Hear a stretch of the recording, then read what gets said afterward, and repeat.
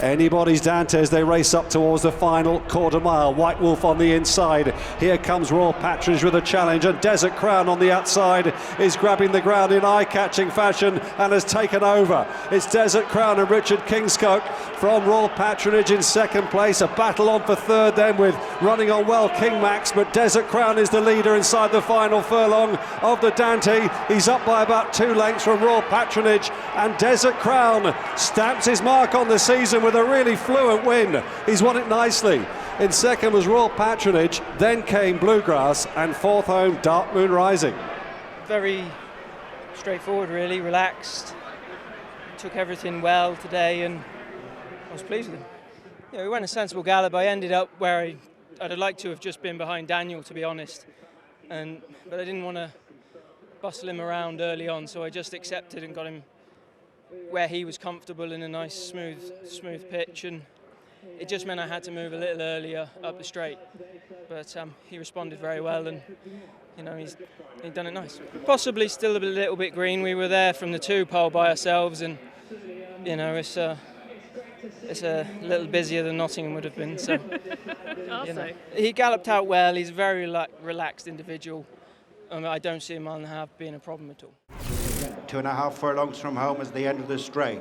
Stone Age the leader from Fringe Claim. In third is Great Max, then Glory Days, Atomic Jones, Duke de Sesa, and the back marker is Manawat Cordy, a furlong and a half from home. And kicking on in the lead is Stone Age. Opens up a sizable lead. In second place, Fringe Claim, then Glory Days. Great Max is next, but out in front is Stone Age, racing inside the final furlong. It's Stone Age dismantling this field as they run up to the finish. Stone Age wins the 15th edition of the Leopardstown Derby, tried for Aidan O'Brien, ridden by Ryan Moore. Second, Glory Days on the inside of Fringe Claim, and then Atomic Jones. We always thought the world of him, obviously. I think nearly most of his runs were in Group or Group 1s last year. Obviously, he did very well over the winter. He started in Navan, and we were delighted with him. And the plan was always to go to Navan, come here, and then go to the Derby.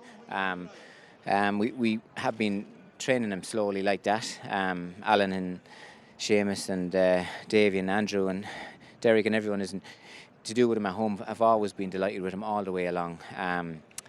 We felt that he would come here and come forward a bit more for the next day.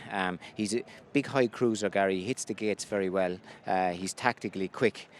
He relaxes and he gallops through the line. He'd be very happy to be getting something to lead him, but he has a very high, he goes at a high tempo, which is unusual, I suppose, with a horse like it. Obviously, we saw a 1.25 miles, no problem with him, but he's always galloping through the line, and we always thought maybe that he would get further, so it will be interesting. The race now past the bushes inside the final 2.5 furlongs, all change. Nation's Pride and Superstar now race on. Who you're now being produced to challenge towards the near side. Then Austrian Fury as they head now inside the final furlong and a half, and it's Nation's Pride and William Buick who now find 3 lengths on these. Superstar in second, then Who You Mal and Austrian Theory as they race inside the final furlong. Nation's Pride is going further and further clear to make it 4 wins in a row in his career, and he wins the Newmarket Stakes in style. Nation's Pride has beaten Who You Mal. Superstar in third, and then Austrian Theory. He's a horse that, as I say, he won the Jumeirah Derby and won that well and did it all the right way round. He came back to Newmarket, won the Newmarket Stakes very impressively. And the reason sort of being was we sort of felt we had a bit of a Derby picture, hopefully, with a few of our horses. And, he's not on pedigree. You could say, well, it's going to be right to the end of his respects to stamina, getting that 1.5 miles. It's going to be, like I said, the petrol gauge will be pretty much to the end. So therefore, we felt that maybe he's more of a French Derby horse. But obviously, with modern games, doing what he did in the French Guineas, he's put himself bang in the French Derby picture. So therefore, it's allowed us to, again, to date, be able to talk about it, because until Wednesday, when we give him a nice piece of work there on Wednesday, hopefully, that if he gives us all the right signals, that we can then hopefully be able to have the conversation that we'll be supplementing on Monday.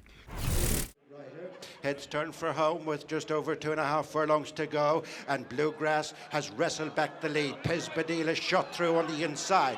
Less than 2 furlongs to go. Down the outside is Buckaroo coming right into it ahead of Scriptwriter, and then Swan Bay and Duke de Sesa. It's Pisbadil challenged by Buckaroo in the centre. These two have broken clear from Duke de Sesa, Bluegrass and Scriptwriter, and it's Buckaroo and Shane Cross coming to the front as they run up to the finish. Buckaroo, Pisbadil rallies on the inside. Head to head, Pisbadil, Buckaroo. A rousing finish to the Ballysacks. Duke de Sesa 5-6 lengths behind them in third.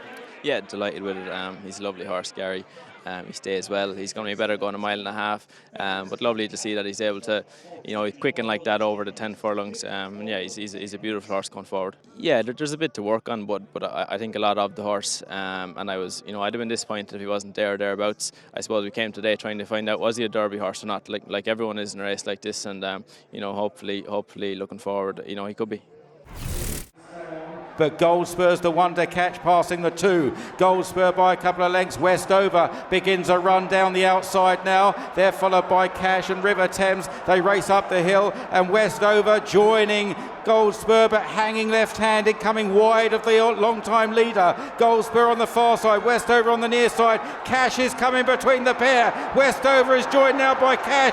Cash beginning to get up. Westover finding it a little. It's on the knot. Westover on the near side of Cash. That's one for the judge. It's a photo in the classic trial. Goldspur back in third, and then Franz Strauss, River Thames, and Fantastic. I think there's lots of strands to it for as far as Westover is concerned, not least because he's Juddmonte owned. It was a huge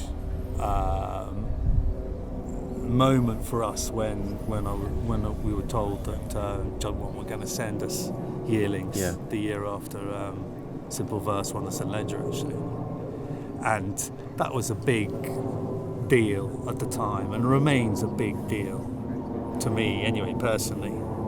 So to win a Derby in those colours would be everything we all ever hoped for, I think. And I never expected to train for Juddmonte, It was a surprise in the first place to be sent yearlings by Prince Carlin. So then to win one in those colours would be amazing.